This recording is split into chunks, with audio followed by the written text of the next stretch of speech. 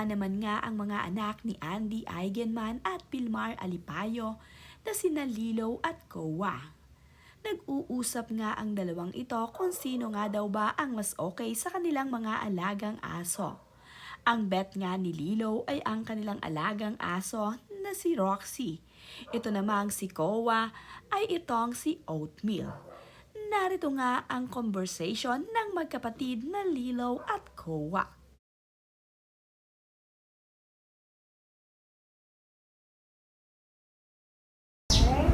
No one. No, I'm a better. No, what is better? No. Today. What she say today? And Oppo say today. And what she woof woof. Different eyes. But that eyes. Now that. And but it's not like you.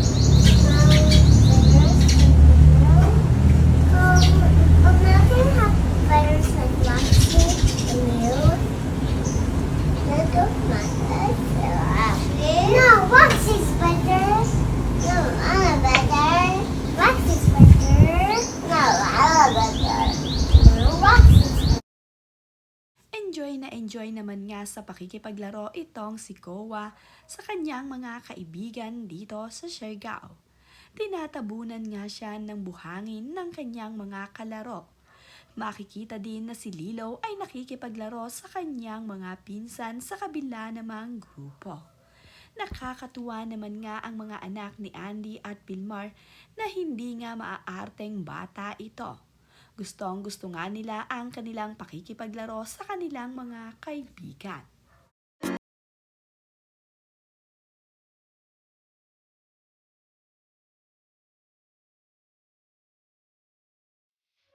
Tuwang-tuwa din itong si Lilo at Kowa dahil mayroon nga silang bisita sa kanilang bahay.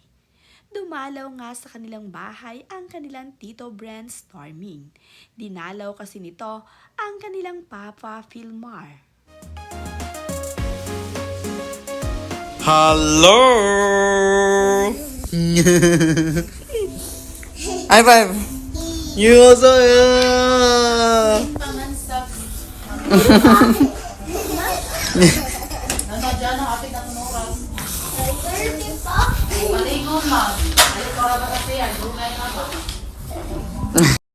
Habang nag-uusap naman nga daw itong si Andy at Pilmar, ay nakuha naman nga daw sila ng litrato ni Lilo. Nakakatuwa naman nga daw itong si Lilo na matapos nga daw silang picturean ay nag-selfie nga daw ito.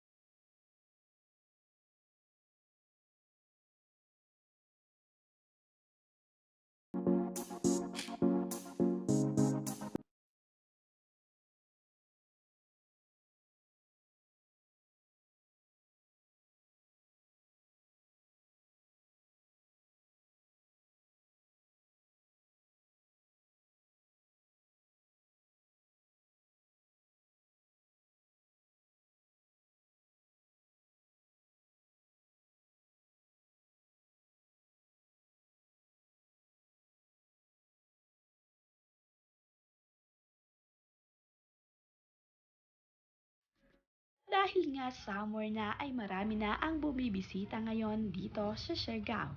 Marami din ang dumadalaw sa kanilang Kanaway Surf Shop at Kanaway Snack Bar.